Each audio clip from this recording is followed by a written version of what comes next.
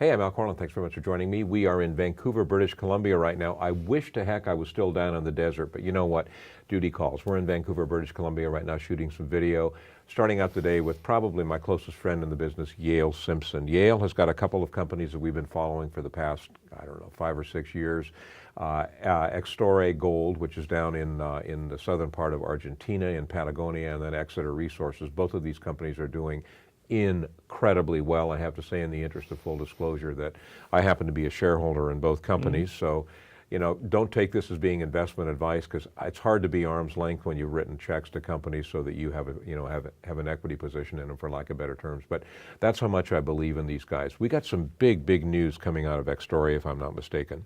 Yeah, and it's interesting part of the storyline, because you know, we've talked about the resources, we've talked about the engineering, but we are waiting on the province of Santa Cruz to give us the environmental approval stamp, if you like. We anticipated that would take about 6 months, so we lodged the application. We went through the public hearings, where the town hall kind of hearings, and we're expecting that permitting, well, on the timelines they've given us, it should come back in the next, say, 30 days. Given what I've seen when we visited the property, I guess it was about a year ago, but the area is absolutely, could not be more conducive for mining, given the, for lack of better terms, the topography, et cetera. Also, the fact that you are providing employment to the people in an area that doesn't have a lot of employment. Of course, they're going to, they're going to be behind you 1,000%. Well, one would hope. Logic would say that. Logic would say that. Gold Corp put in their application in July of last year and got their permit in December. We put our application in September. We expect it this March. It could go into April, simply because they had a month off over the holiday break. So, but that will certainly, because obviously in many jurisdictions it's difficult to get the environmental permit. Sure. Just look at the news today out of Colombia on Greystar. Okay. So we're in a situation that permit will add a lot of value. So that, no question. Short term, that's something that we're really looking forward to. I mean, there's the exploration story, et cetera, but that will be a real catalyst of value. Well, let's go over to the exploration side of what's going on. You've got a very interesting silver play going on in an area that's adjacent to an area that the Coeur d'Alene Mines is now heavily involved in. Yes, and that it's Al, we haven't said a whole lot about it, simply because we talk about something after the discovery. Just to put that in perspective, Coeur d'Alene and Mirasol have this discovery called Joaquin. It's sizable. It was announced in the last week that Coeur d'Alene are taking it to feasibility. Right. It is, their drilling goes right up to our license boundary. You could throw a rock from our first drill site and hit one of their drill sites. That's how close we are. Yeah. We hadn't drilled this property for some years, and you'd say, well, why not? If they're drilling off a silver deposit in your boundary, it's because we had higher priority targets elsewhere. But there's one rig on it now. I hear them saying they're bringing a second rig onto it to drill as many holes as we can over the next few months. But that could very much transform the company, because silver for us, already at Cerro Moro, is the dominant metal by value, and because silver has gone up so much. Right. To make a separate silver discovery 200 miles away would profoundly change the whole public perception. Can you of what throw we a are as rock company. 200 miles? No. It's a little bit closer. No, it's 200 miles. Okay. It's 200, and let's say it's 300 kilometers, something like that, from Cerro Moro.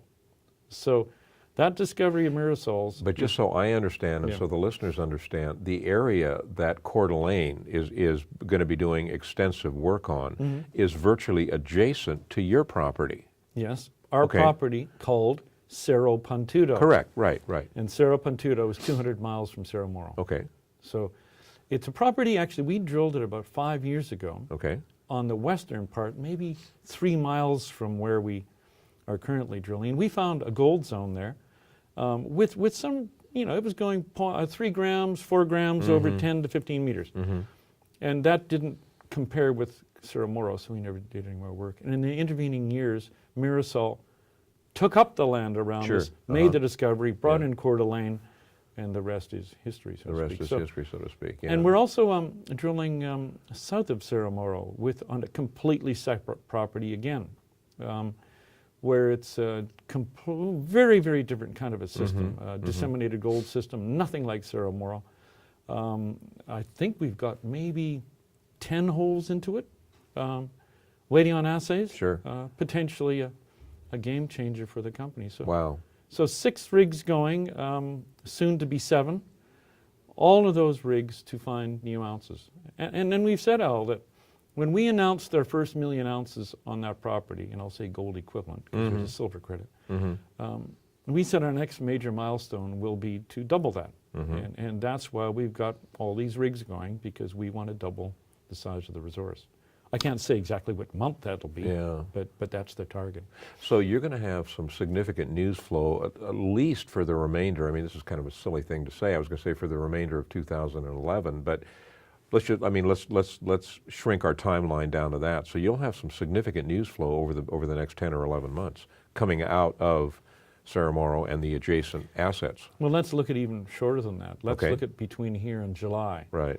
In the next month, we're anticipating a mining approval. In the next month, we will have assays from this potential discovery south of Cerro Moro. About 4 weeks from now, we should have our next press release from Cerro Moro, because we got 4 rigs going on it, and we'll announce our progress there. June, we should receive the pre-feasibility study, which is our document to go ahead and build the mine. Right. And remember, we put out $200 cash costs in our PEA. So, Right. And then July, again, the global resource. Now, what about the silver play? I don't know Yeah. whether we'll have a discovery or the timing of it, but that's a kind of a wild card. And so you don't have to look out a year, just look out 3 or 4 months in terms of the news flow. And of course, the U.S. listing came Pretty through. interesting situation. Yeah, I wanted to say for you folks who listen to it, Trader Raj and I did a segment on Extorre here within the last week or so, where Extorre, we talked about the fact that they were now trading in the United States officially on the NYSE-AMEX. So pretty easy to purchase stock if you so desire in that. Yes. What else is going on? Yeah, busy guy. Oh, no, it's... Whoever thought you'd end up, who'd ever thought that towards the end of the book about Yale Simpson, you would be, towards the end, I didn't say the end, but towards the end of the book, that you would be sitting on top of 2 of the most prolific, for lack of better terms, mining properties in South America, with the Exeter property in Chile and the Extorre property in Argentina. Amazing. It really is amazing. And too, what's interesting about our business is that we picked up all this acreage in Argentina in 2003. Right. Okay, and we're just drilling some of these areas for the first time in 2011, 8 years later. And our land holdings are so vast. Now, where we are lucky is that in 2003, I did not know that the gold price was going to $1,400. Yeah. It could have gone to 100. But so you got commodity prices going for us at the same time. I don't see that changing. But that's a wild card. What's really important is, in the case of Extorre, you've got a company that is really fundamentally incredibly sound. They have plenty of capital. They've got the management team, the technical team to make this thing work. Don't take this as investment advice, because it's not. Big Al's not a registered investment advisor, okay? But I'm invested in the company, and I'm very comfortable with that investment. If you want more information, I also want to say one other thing in the interest of full disclosure. Extorre is a sponsor on our website. What does that mean? That means if you want more information on the company so you can make your own informed investment decisions, simply click on their banner. Yale, always a pleasure, buddy. Thank you.